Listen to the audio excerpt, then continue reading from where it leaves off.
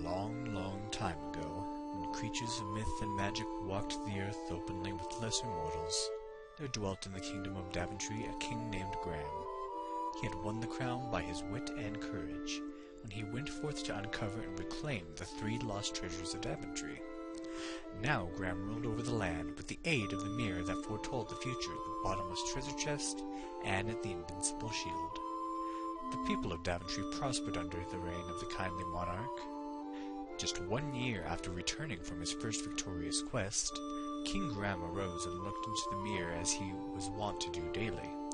Much to his astonishment, he beheld the face of Edward, the king who came before him in the succession. King Edward spoke. "Graham, your kingdom is strong now, thanks to the recovery of the 3 treasures and to your wise leadership. But it will soon grow weak again if you do not provide for an heir to the throne. Marry, my son, and give your people a prince that will make their future secure." The vision faded.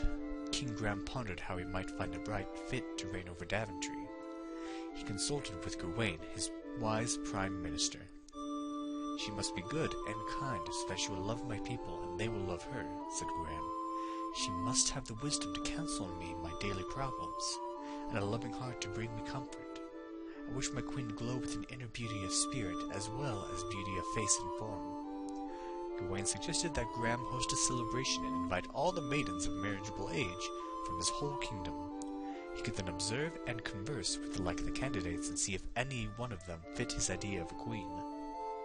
The invitations were sent out, and the whole kingdom turned out for the celebration. From every corner of Daventry the maidens came, short and tall, slender and plump, fair and dark, pretty and plain.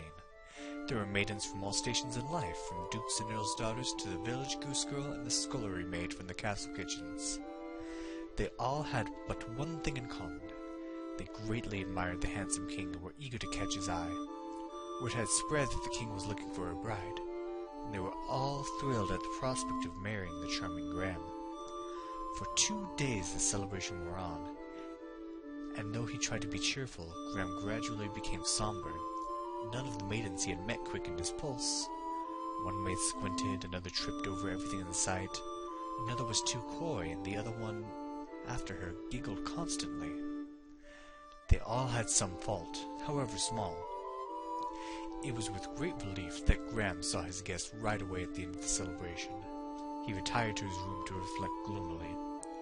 "My kingdom is home to hundreds of lovely maidens," he mourned.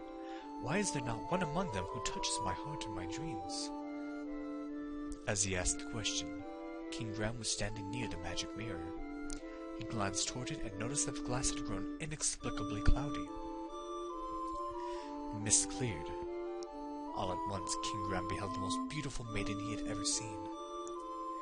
She had hair of glowing auburn and eyes of midnight blue.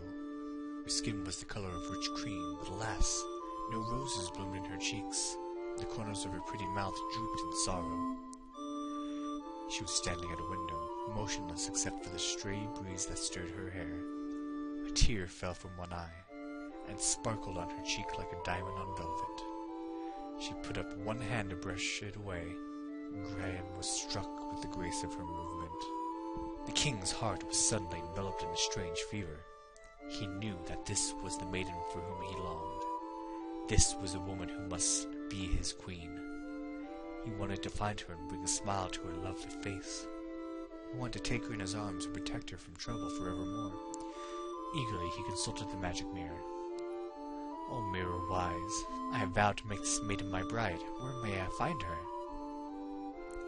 The mirror clouded again, and a voice was heard. "This is the maiden Valanice. She is from the kingdom of Colima, and is known for her goodness no less than her beauty." The jealous crone Hagatha whisked Valanice away to an enchanted land, and imprisoned her in a quartz tower guarded by a ferocious wild beast. "I must rescue her or die in the attempt," declared King Graham. "How may I find this enchanted land?"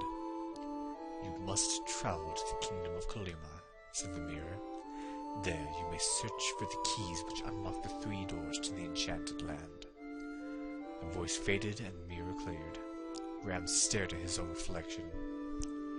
Vainly did he call for his return, to give him more clues to the whereabouts of the magic keys. Finally, he shouldered his provisions and set out on his quest of love. Only you, my bold adventurer, have the power to finish this tale. Accompany King Graham on his quest to find the magic keys, encounter characters of legend, folklore, and fantasy, explore underground caverns, eerie towers, and ocean wonderlands. Help him rescue the enchanted maiden so he can lay his kingdom and his heart at her feet. You will be faced with challenges that would intimidate those of lesser timber. Summon all your strength and courage. Leave no stone unturned, no avenue unexplored, and your perseverance will be richly rewarded. It may be possible to find each key through more than one avenue. The more imaginative your solutions, the greater your reward. Study all the ancient lores for clues. Along the way, collect as many treasures as you can. Treasures fit for a queen. The road you must travel is long and perilous. It is beset by many dangerous beings, both mythical and magical. You must have the wisdom to know when to stand and fight and when to flee from superior strength. But take heart, you may receive help in unexpected places. Go now, and remember that true love conquers all.